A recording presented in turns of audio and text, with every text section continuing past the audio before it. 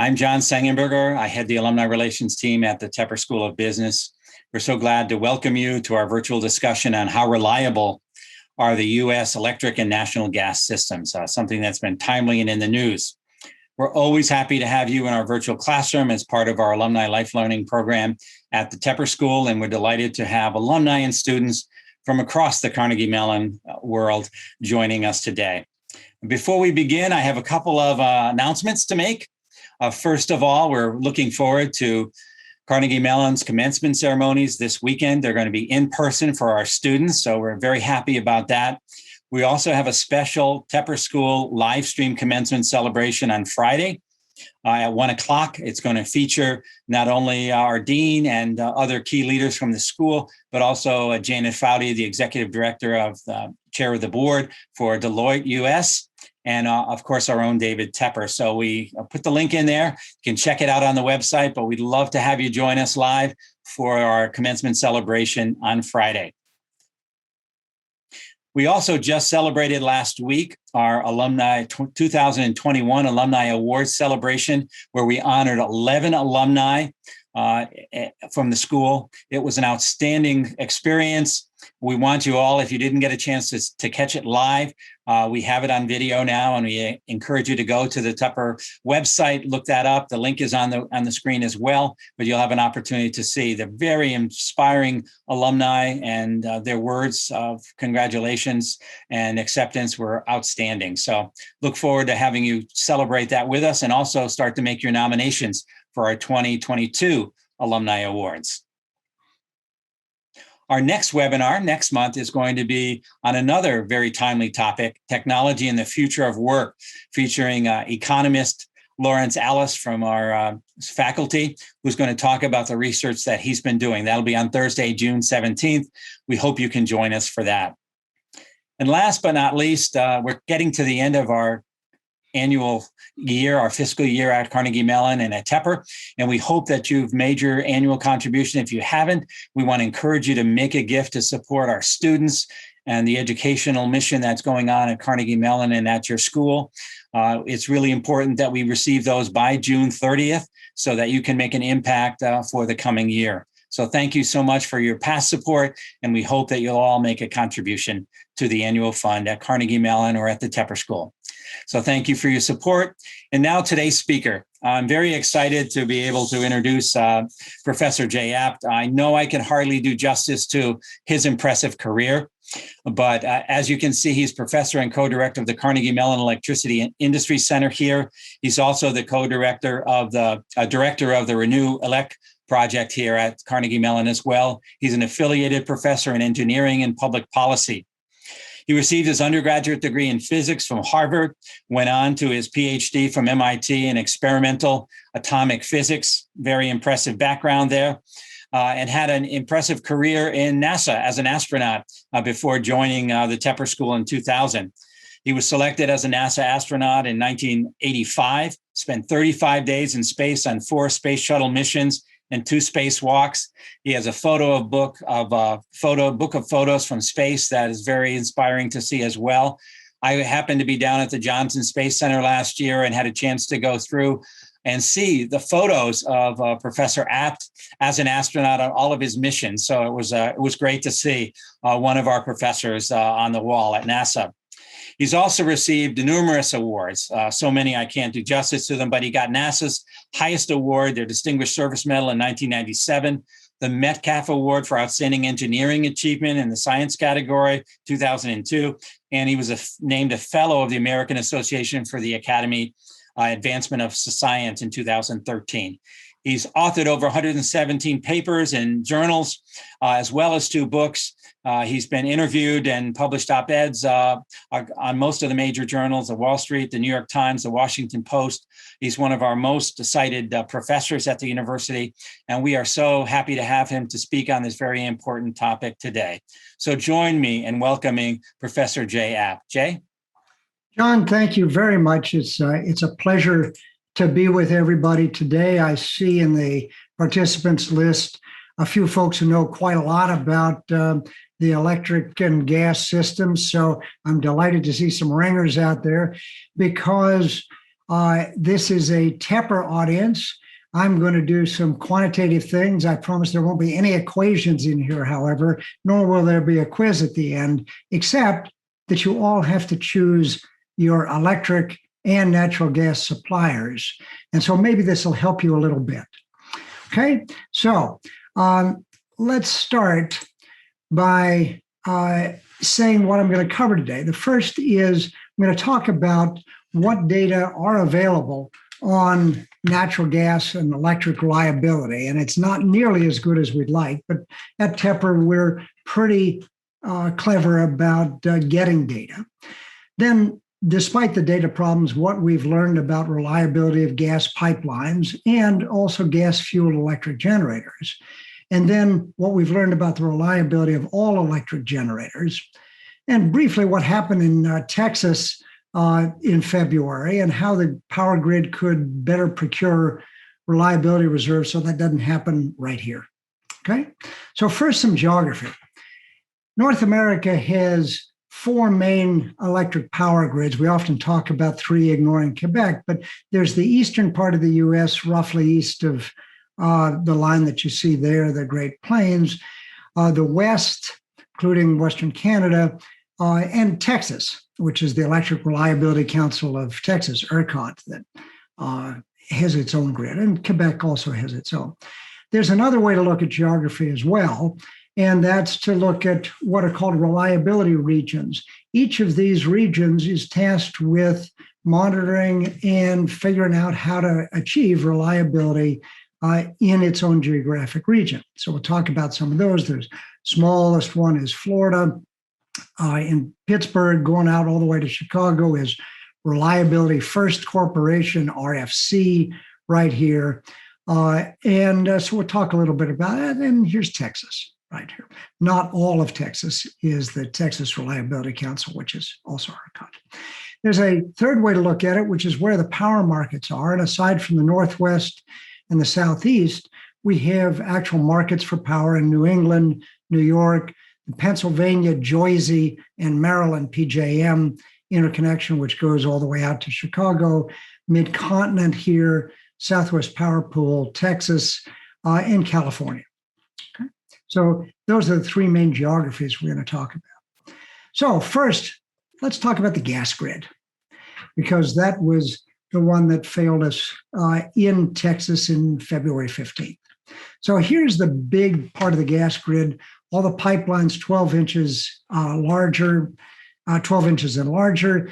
These 2 right up here were actually oil pipelines put in during World War II to avoid German submarines torpedoing our tankers as they went from Texas up to the refineries in Philadelphia and New Jersey, and repurposed after the war to natural gas.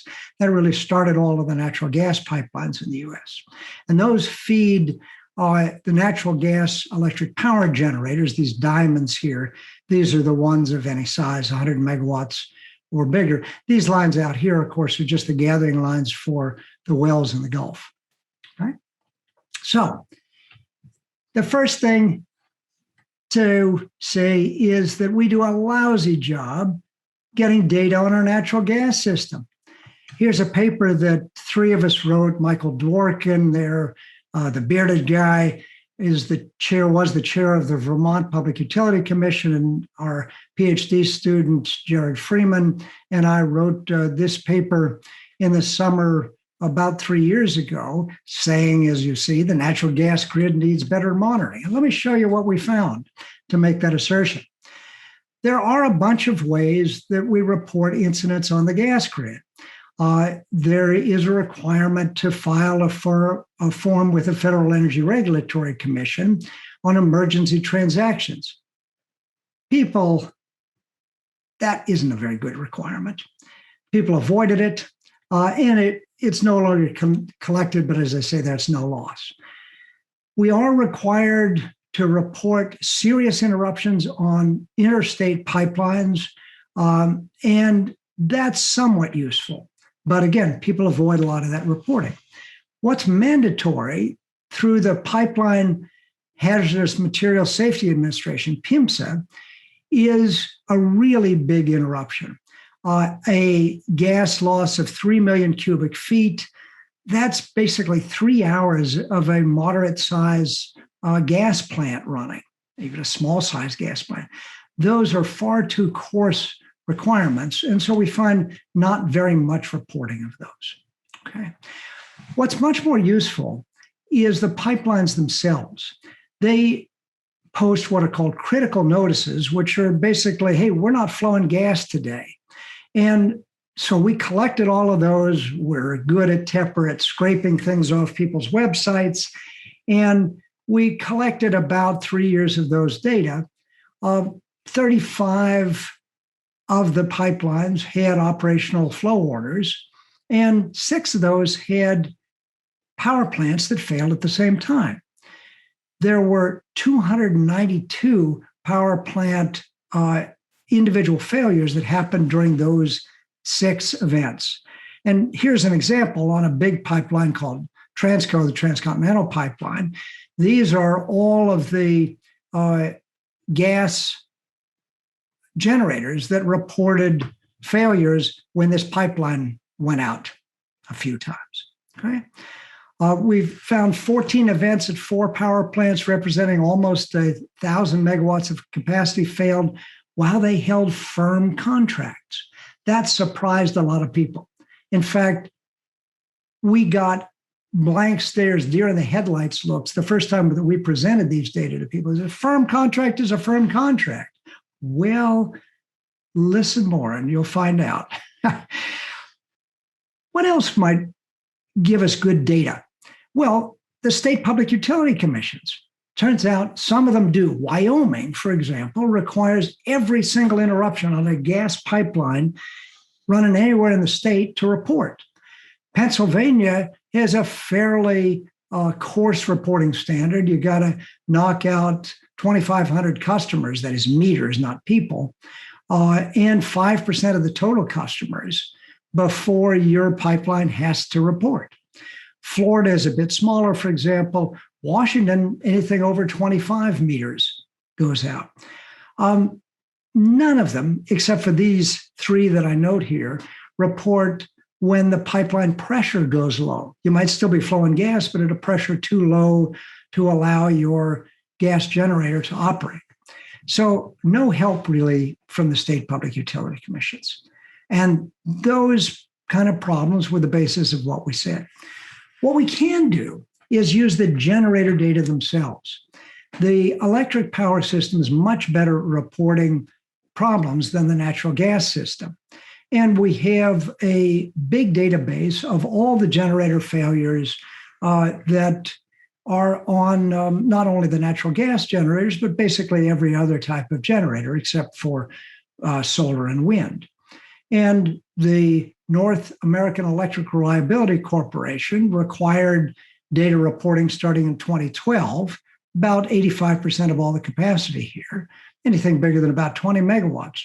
Our region, Pennsylvania, Jersey, and Maryland, PJM, required that starting in 1995. So we have some good data that we could use, good statistics, and more about that later. So what did we find? We found that those are much better than the gas systems. And if we want to really understand our vulnerabilities, we need consistent reporting standards for pipeline events that would trigger a generating data system, that's GADS, report and make the regulatory playing field level for both gas and electric. We think that you ought to require that any pipeline event that causes 25,000 cubic feet, not 3 million cubic feet, ought to be reported. And for firm contracts, even smaller numbers, okay? And that there ought to be a central way to collect those data. It turns out the National Academy, in a recent report, we asked our team to testify, echoed that, and they basically picked up the language that we used. And that's now being introduced in Congress as part of a Reliability Act, as part of the current infrastructure plan in Congress. So we're somewhat hopeful that our research here at Tepper will see the light of day in legislation fairly soon, I hope. But despite the limitations on the data, we can learn quite a lot. And we've published a few papers on it. Here's one that we published with our student, Jared Freeman, and a colleague at the North American Electric Reliability Corporation. And so we asked the question, what causes natural gas fuel shortages at U.S. power plants? And the answer is this. First, gas shortages caused failures of a lot of generators at once, correlated failures. And those generators held both firm contracts and spot market contracts. That was a big surprise again. Second, physical disruptions of the pipelines, almost ignorable. No more than about 5% of all of the electric power megawatt hours lost to fuel shortages. There are fuel shortages, but the pipeline interruptions were really small amount of them. And again, firm contracts are a little better than spot market contracts, but firm contracts are no guarantee. And we also found that spot market contract power plants in fairly large parts that I'll show you later of both the Midwest and the Mid-Atlantic could have avoided fuel shortage outages if they had held firm contracts, because there was both gas available and pipeline capacity available. So let me show you some of the data, because we're Tepper and we like data. Looking at a bunch of data that we had to put together. Again, people at Tepper are good at that. And the data sets were about 500 billion records. We do big data pretty well here. Here is our area, the Reliability First Corporation, basically PJM, this gray area up here. 34 pipelines serve the area, and this is a bar plot stacked with failures of all of the pipelines. And basically, you see 3 winners in a row. We lost something like 8 to 16% of all the natural gas capacity because of fuel shortages in the pipelines. Again, the pipelines themselves didn't break. There were fuel shortages, and happened again in the winter of 2018. So we see that fairly frequently in the winter, okay? So again, the pipelines themselves are only about 5% of the total megawatts lost. Gas plants were affected by fuel shortages, even if they had firm contracts, as well as they had spot contracts. And here's the data to show that. Here, for example, is out in the West, all of the Western interconnection that I showed you on that first graph. The red is plants with firm contracts. The stacked black ones are the ones with all gas plants, right? The non-firm and the firm as well. And firm contracts, they didn't work so well out there. But I will show you some areas where they work. And by the way, for specialists, we talk about peaking plants, the ones that just happen when there's an awful lot of demand, shoulder plants that are kind of intermediate, and baseload plants. And here's the capacity factor. 100% is a baseload plant that runs all the time. There's none of those. They run sort of 60 to 70% are baseload plants. Peaker plants are not very many. And we saw failures in all of those. So it wasn't any one type of plant, right? I won't go through the data here, but basically I'll show you that there was gas to be had and pipeline capacity in these cross-hatched areas out here. The prices were fairly low, but where did the data go? Or where did the gas go? The gas went to commercial, industrial, and residential customers that out-prioritized the plants that didn't have firm contracts, that were trying to buy on the spot market.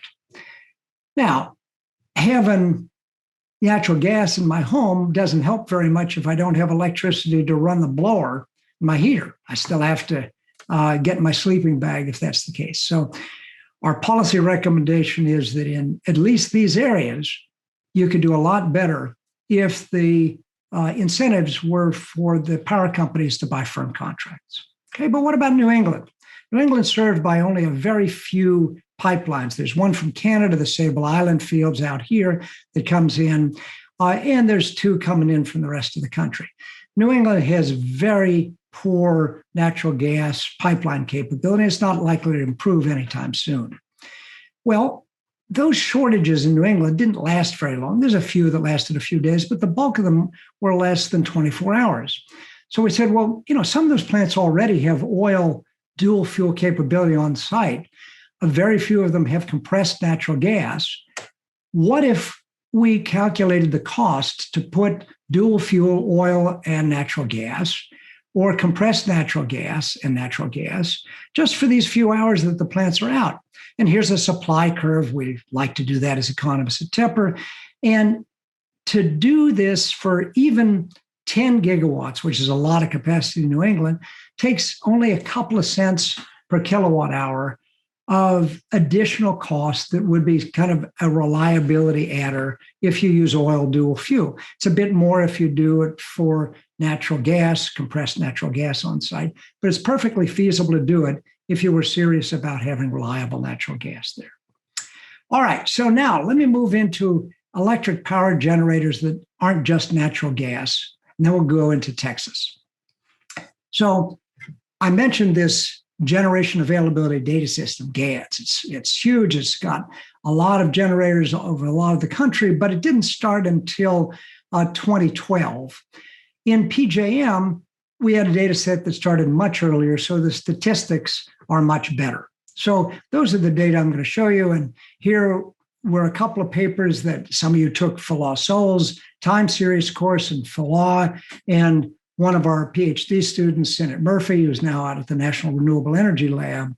And I wrote a number of papers on this. And basically what we did was we took this 500 billion record data set and we said, all right, over time, here's the whole part of PJM, our region. What failed? This is the total unscheduled outages, not ones that are down from maintenance or were out of the money and didn't get bid. And here was the spike in January of 2014 when we had the polar vortex. Okay, about 20% of all the capacity of any type was out. Some of them didn't start, some of them only partially broke, and some of them were fully out. The sum is this. So that's what we did. And this is for all of the areas: Florida, the Midwest, New England. Here is our region here, and here's the West. So normally on any given day, say 5% of all the generators of any type are broken. But sometimes, even in places like Texas, you spike to 15%, in the Southwest here, or in PJM, you spike to 20 or 22%. And even on a standard winter, you might have 12% of the generators that are broken. Okay, well, why is that? People have been just assuming and calculating how many generators they needed to put on standby. A lawyer would say, oh, you're going to pay me a retainer so that I'll be on your side when things get tough. Well, we do the same thing for generators in many cases. We pay them to be around on standby. So we asked the question, as other people had starting in 1964, what environmental conditions can elevate the failure probabilities? We finally, at Tepper, got the data for that. And so here I'm going to show you some maps of combined cycle natural gas plants. Those are kind of the baseload plants. Combustion turbine, they're the ones that only come on a few hours a year when the load is really high. Diesel units, we still have a bunch of those. Hydro units, nuclear units, and steam turbines. Those are basically coal. And the dashed lines are the probabilities averaged over all hours in the year, all hours in many years in this case. So the coal plants are broken about 9% of the time, the diesel plants about 11% of the time, gas plants about 3% of the time, same for nuclear and hydro.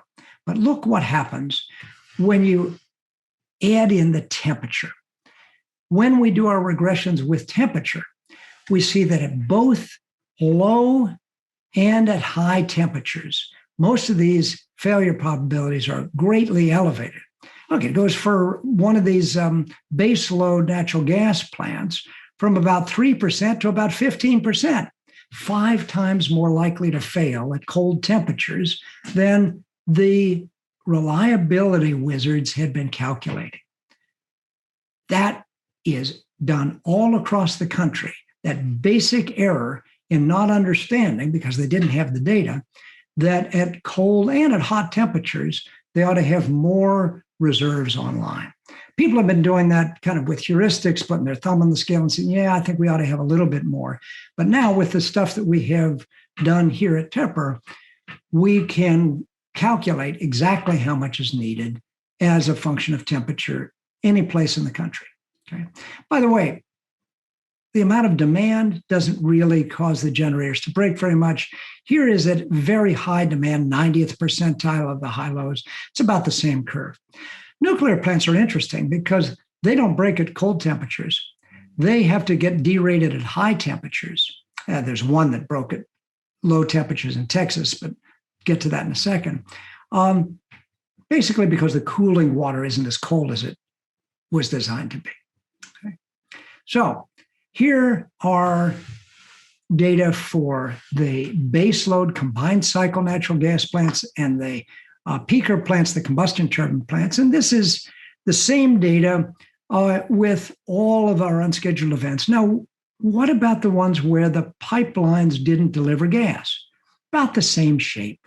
So it really didn't make all that much difference in the units breaking.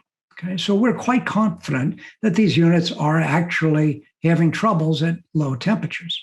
By the way, the age of the unit didn't make much difference. Here's coal units, and the red units are the really old ones. The blue ones are the ones built in the 1980s. The purple ones are built in the 1990s. Not much difference, the same shaped curve. So it's not age, okay? So to summarize, correlated failures that happen all at once, occurred in the whole data set that we examined throughout the country. They happen in almost every region of the country, and they ought to be considered in figuring out how much resource adequacy, as the specialists call it, how many generators you need to have online. That brings us to Texas on February 15th through 18th. This is how Texas generated its power last year. Natural gas, 45%, wind about a quarter, coal about 20%, nuclear about 10%, a little bit from solar. Okay, so with that background, these were power outages on the 15th, about 8 p.m. Most of Texas, all of it in ERCOT, nothing outside ERCOT. Oh, there was cold weather over here. So in the Appalachians and here around Roanoke, there were some outages as well, and some out for unrelated reasons in the Pacific Northwest. This is what we lost. ERCOT has about 100 gigawatts. A large nuclear plant is about 1 gigawatt. We lost 15 gigawatts of natural gas, 4 of coal, about 3 of wind, and 1 each of nuclear. And then immediately 1 gigawatt of solar, but that came back later. And stuff froze. The nuclear plant went out because instrumentation like this froze up. Okay, cooling water pipes break. And so the thermal plants, coal, gas, nuclear, happened to go off right here. And that's when the blackout started. Here's all the renewables, not much change, despite what many folks have said. Okay, and here it is more quantitatively. Demand was up high. The gas, coal, and nuclear broke. A little bit of wind broke. Solar actually had a bit of a surplus. There's a little bit of other stuff, but mostly it was the gas, coal, and nuclear. Okay, this was the cold event. Bluer and white is really cold. Here's the legend down here in degrees centigrade. And this was February 15th, 2021. All of the Midwest. Okay. Was this unprecedented? I've heard people talk about this as a black swan event. Heck no. Here was Christmas of 1983. Same thing, even up into our region. Just 10 years before, February 3rd of 2011, Texas wasn't quite as cold, but just across the border in New Mexico, it was. Okay. This was not an unprecedented event by any means, but they treated it like that. Here was the report by the consultant for the Electric Reliability Council of Texas that figured out how much generation they needed. And they said each weather year was given equal probability except for 2011, which was given a 1% probability. Oh my goodness. Just undefensible, okay? And by the way, these same consultants did a report released 1 month to the day before the big blackouts that still doesn't consider temperature dependence in estimating generator failures. This is one of the things that happens. Here's a couple of natural gas plants. This is a 3-story high air filter to get the air for the natural gas plant. These things ice up, for example. It's one of the things that happens. Okay, there's things you can do about it. The gas wells in Texas froze. This is a gas well up north. You can see the pine trees. And what we do there is we insulate the pipes.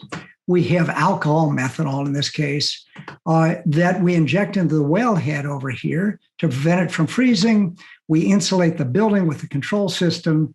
This is what it looks like in Texas. By the way, these two pictures, they're from a big report that was done 10 years before this blackout. After the 2011 incident, people did nothing.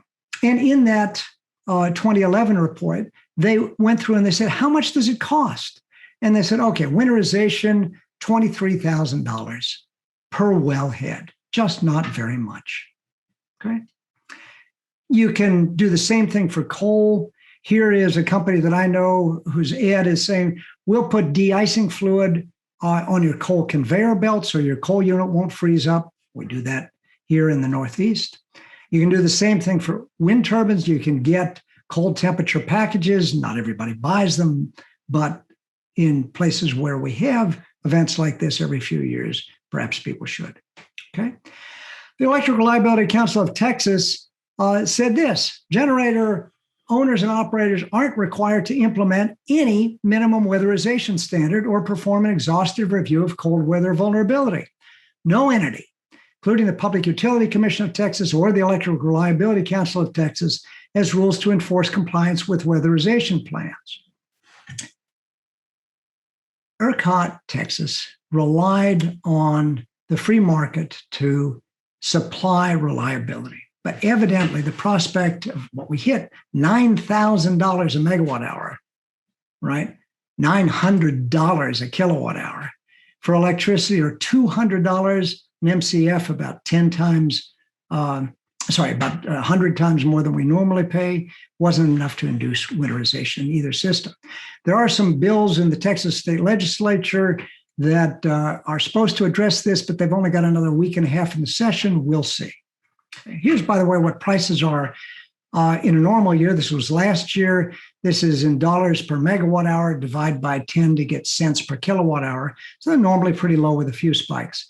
This is what happened around the time that it got cold, February 15th. They spiked to the cap of $9,000. Okay. And just these prices cost about $12 billion, or transferred $12 billion into the pockets of people who were able to supply electricity. Okay. And, when the Wall Street Journal, that famously left-wing publication, has a headline that looks like this, you know that you're in trouble. And this is, again, from that issue of the Wall Street Journal, saying the deregulated utilities had prices that looked like this, and the traditional rate of return utilities and the municipal power systems had lower prices in Texas for a decade and a half. Well, we had published a decade and a half ago a couple of papers that basically said that. So TEPR was ahead of the market. Okay, I won't talk about this, but I'll just say quickly, this temperature dependence, we can do a lot of easy math to show how much additional reserves you should procure. And we've done a couple of papers to do that. And my student who just finished his PhD, Luke Lavin there, and I and Sennett Murphy and Brian Sergey published these papers last year, and people are now starting to implement them. And Luke and I had an op-ed on February 18th that ran in the Washington Post that basically said the same thing. And we've gotten a lot of comments on that. So I'll stop there and be happy to answer any of your questions. And by the way, John, I can certainly make these slides available in a PDF to people who would like them. Great. Thank you very much. That was a great presentation, very in-depth for us. So we do have some questions. First, there were some questions initially on the contracts and the firm contracts and the spot contracts, and maybe you could explain a little bit more on that. Well, sure. I mean, it's like any other market. You can buy a contract, and the contract says firm delivery. Some of them have penalties, some of them don't. We found, to our surprise, that a fair fraction of them didn't have penalties for non-delivery, even if you didn't declare force majeure. Or you can try your luck in the spot market. And a lot of the utilities out in the West are doing that. They're fond of doing that because it's a little less expensive, right? Firm contracts have a hedging penalty. Mm-hmm. But a spot market contract hangs you out to dry where there's nothing to be had in the spot market. Well, we did get a lot of questions in advance too, so we'll jump into those as well. But one of our alums who's had a career in the energy field has said the reduced capacity factor at high temperature makes sense from a thermodynamic efficiency basis. Any analysis that neutralizes for that?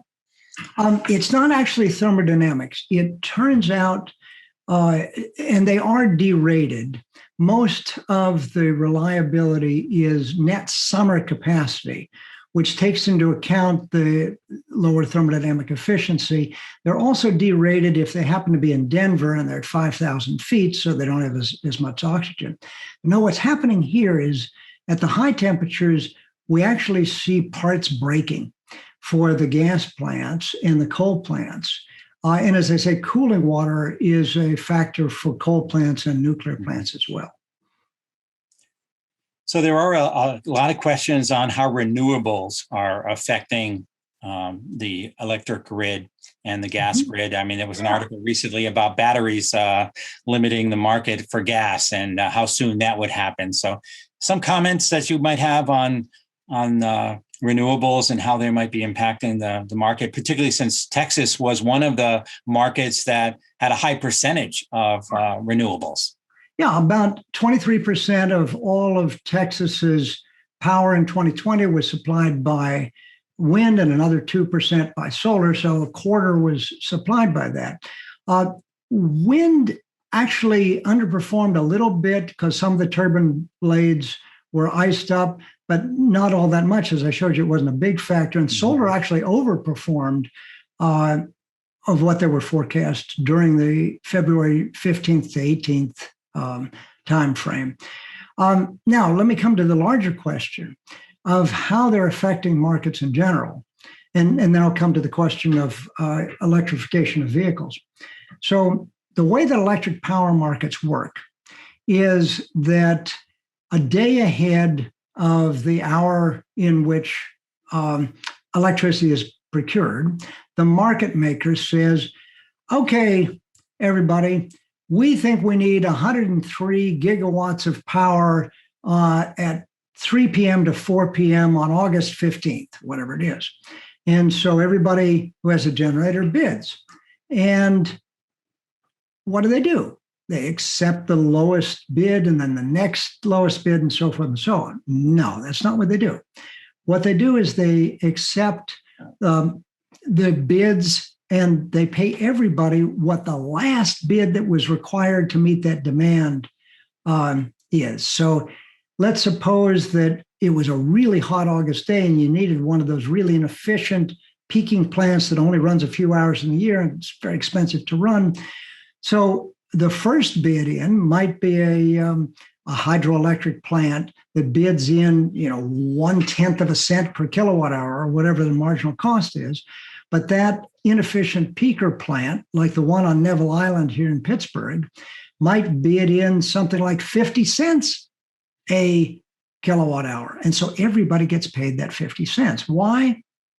Because behaviorally, a uniform price auction, which is what that is equivalent to a pay-as-bid auction because the trader for that hydro plant, if it was a pay-as-bid auction and he'd bid 1/10 of a cent in, would get fired that night because he should have known that the high demand would require that 50 cent a kilowatt hour plan, and he should have bid 50 cents too.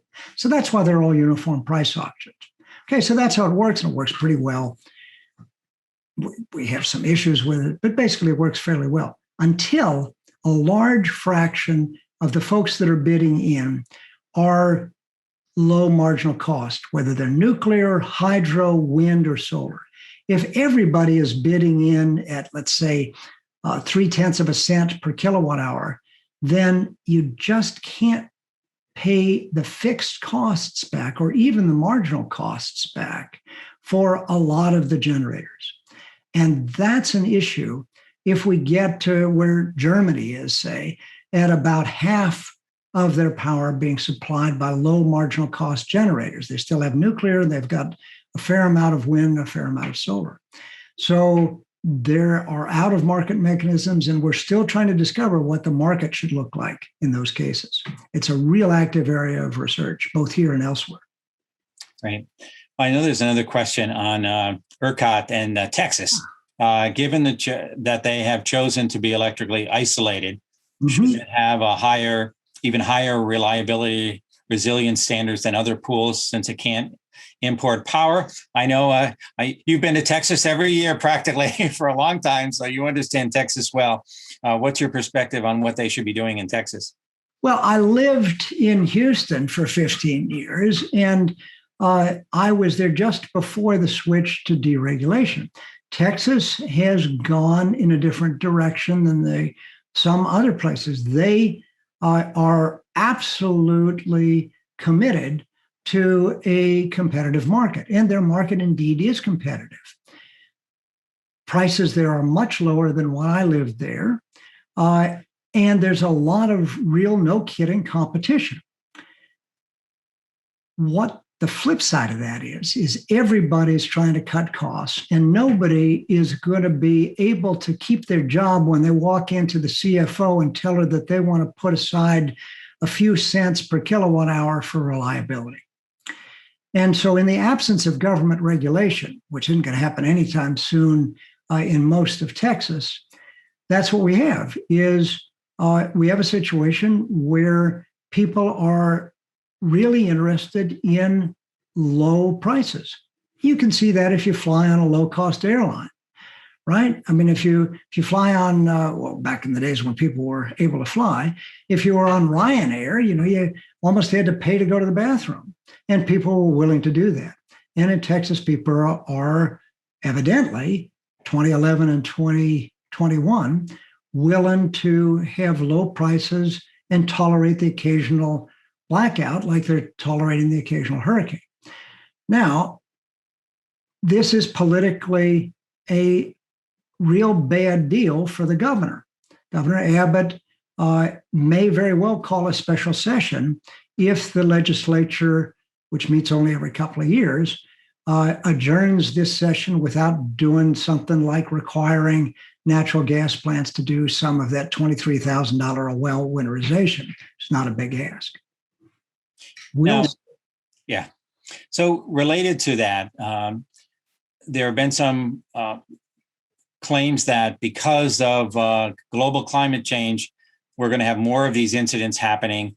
You showed us some scenes in the slides of other weather things that happened within the last 10 or 15 years that have also seen those. So we're anticipating, we should be anticipating them already, let alone perhaps even more if there are more climate change issues. What's your perspective on that? So these cold weather snaps are a subject of real no kidding controversy. I'm not talking about the manufactured controversy in a lot of things that we have from tobacco to climate change. No, this is one where real experts disagree on the attribution of these cold snaps to climate change. And I would say that's completely up in the air. That's not true for hurricanes or for wildfires like the ones that knocked out California's electric system in August.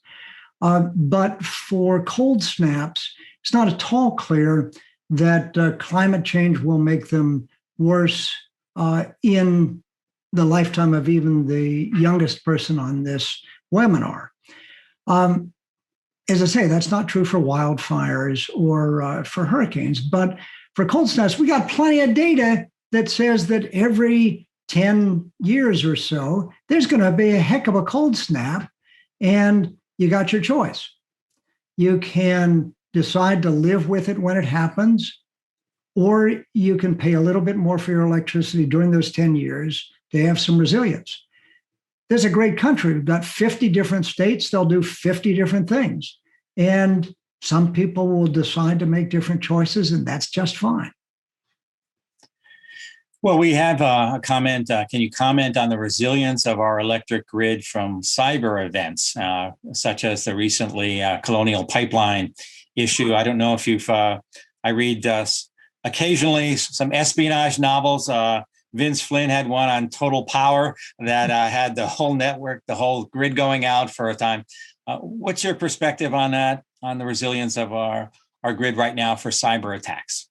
So, I mean, I will say that my friend Nick Akins, who's come and gave one of the W.L. Mellon speaker series here at Tepper, who's the CEO of American Electric Power, the huge power company that operates in Ohio and Texas, used to have 3 people doing his IT security. Now he's got 2 floors of his building doing that.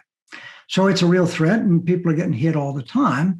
And we know that cyber attacks by the Russians knocked out the Ukrainian power grid in attacks that were not terribly dissimilar from the kind of ransomware attacks that we're seeing from, many ones. This one seems to have been a group in Russia, but there have been groups in the US that have done ransomware attacks as well.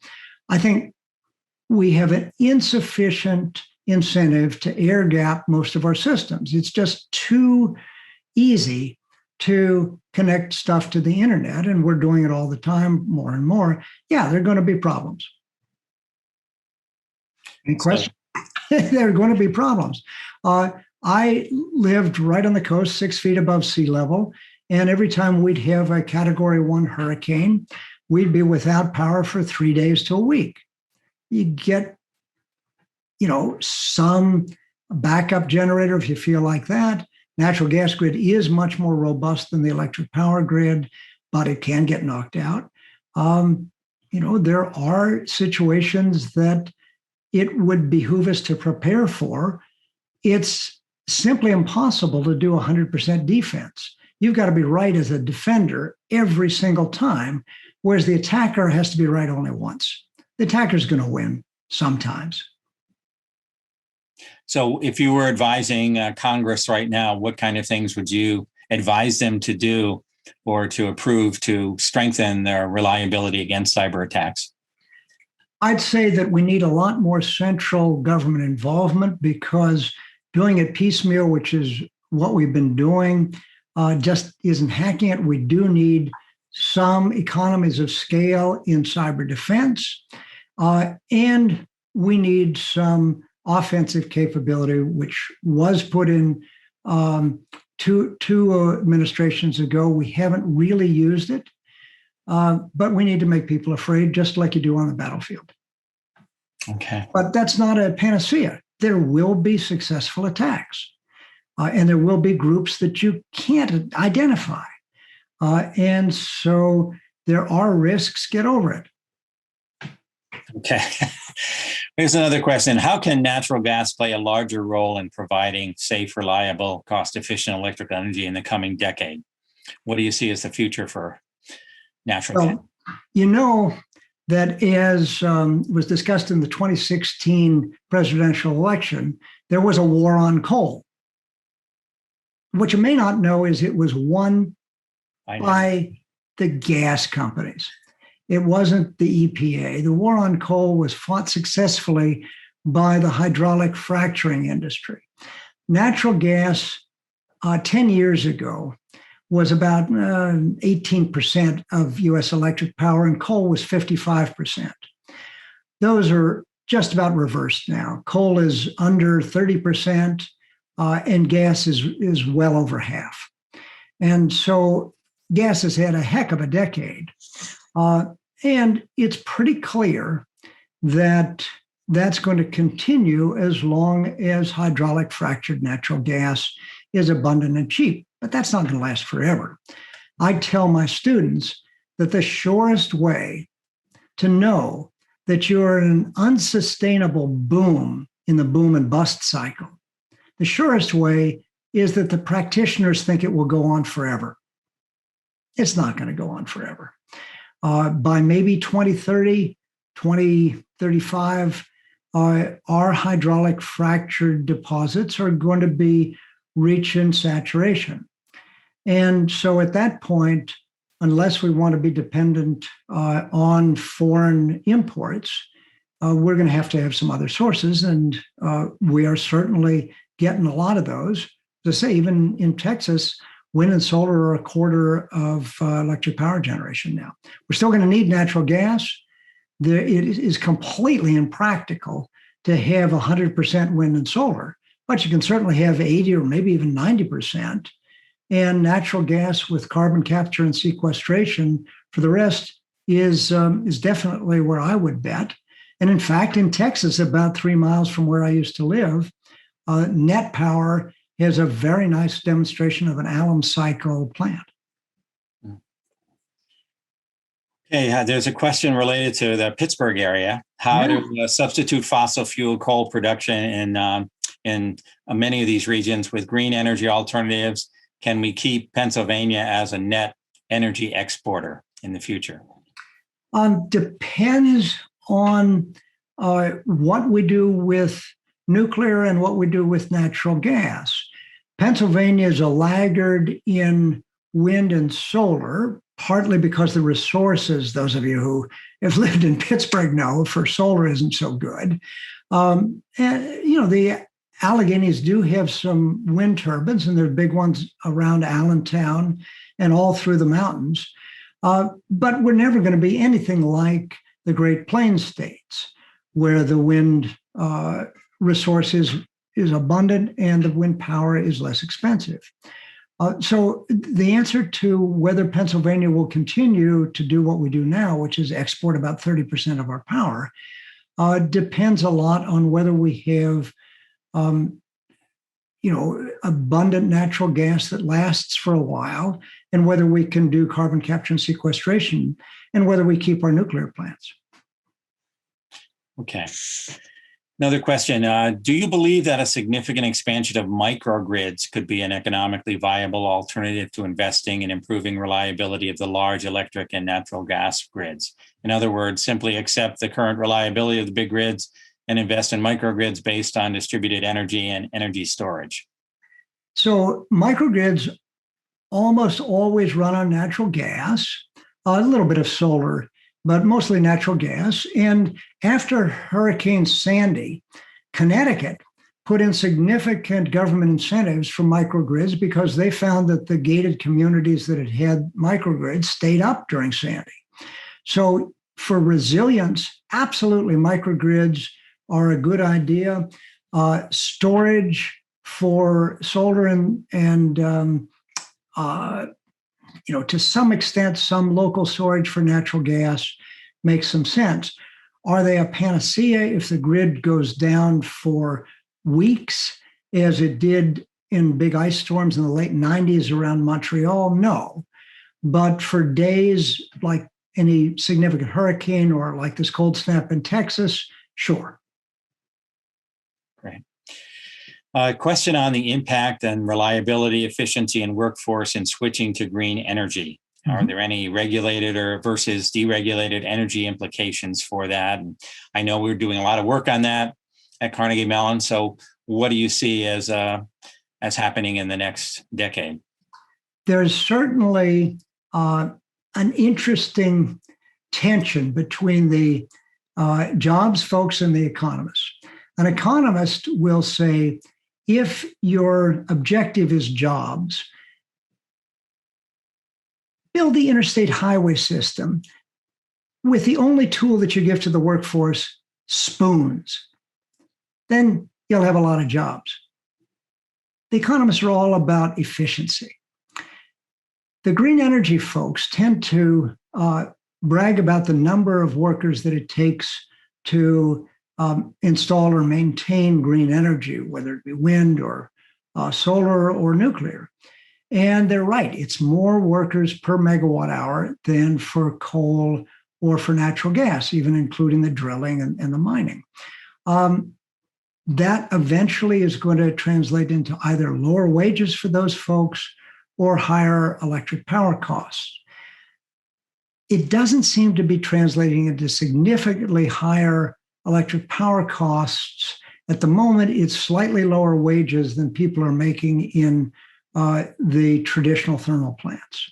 So is that going to be sustainable from a political standpoint? Not completely obvious. Okay, well, we've got a couple questions here on nuclear power, and I'll probably close out soon with these. Should nuclear power have a rebirth, particularly given its carbon footprint, and how much can nuclear, particularly next generation nuclear, contribute to the total electric capacity in the medium term in the next 10 to 20 years? Nuclear is going to have a hard time keeping its current 20% market share in the US. I was a big believer in the Westinghouse AP1000. It's actually an 1,100 megawatt plant. I thought they had a good design. They do have a good design. There's two ones that are operating in China with the same design. What they didn't have was a good partner in an engineering procurement contractor. Chicago Bridge and Iron, which used to be Stone Webster, fell flat on their face in actually constructing the 4 AP1000s that were getting built in the US. 2 of them are continuing, the Southern Company plants and Plant Vogtle. 2 of them are canceled.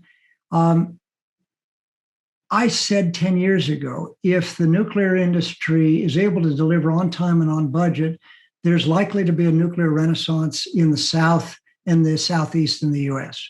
They didn't, and I don't. What I do think is worth doing is having a very good effort to maintain our existing nuclear fleet.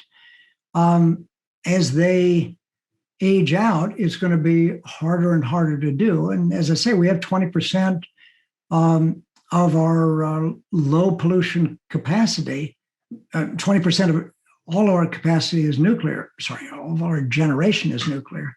And that's about half of our low pollution capacity. Okay, I think last question here. Everybody's talking about electric vehicles and the future and that. So what's going to be done to the electric grid to accommodate electric vehicles as well as all these intermittent renewable resources? Electric demand has been flat since 2007. In the time between 1949 and 1973, it grew at 8% per year. Wouldn't you like to be in that business?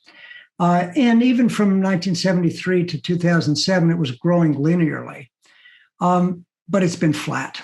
So the electric power companies are salivating at the prospect of electrification, and they've been pushing it in everything from the Port of Savannah and Long Beach to electric vehicles.